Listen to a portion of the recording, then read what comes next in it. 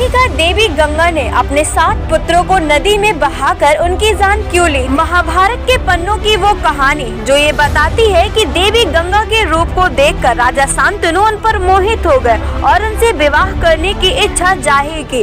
लेकिन देवी गंगा ने राजा शांतनु के सामने विवाह करने के लिए एक शर्त रखी। उनकी शर्त थी कि उन्हें कभी रोका टोका नहीं जाएगा, अगर ऐसा हुआ तो वो उन्हें छोड़कर चली जाएंगे। राजा ने उनकी शर्त को स्वीकार कर लिया। विवाह के बाद जैसे ही देवी गंगा माँ बनी तो उन्होंने एक एक करके अपनी 7 संतानों को गंगा में प्रवाहित कर दिया। लेकिन शर्त के कारण राजा ने कभी उनसे कोई प्रश्न नहीं पूछा। लेकिन 8वें पुत्र को जैसे ही देवी गंगा ने नदी में बहाने की कोशिश की तब राजा शांतनु ने उनसे पूछ लिया कि आखिर वो ऐसा क्यों कर रहे। देवी गंगा ने कहा कि उनकी 8 संतानें 8 वसु हैं, जिनका जन्म ऋषि के श्राप के कारण इस धरती पर कष्ट भोगने के लिए हुआ है। देवी गंगा ने बताया कि एक बार 8 वसुओं ने मिलकर ऋषि अगस्त की कामधेनु गाय को चुरा लिया, जिसके कारण क्रोधित होकर ऋषि ने 8 वसुओं को मानव योनि में जन्म लेने का श्राप दिया। जिसके बाद 8 वसुओं ने मानव योनि में जन्म लिया।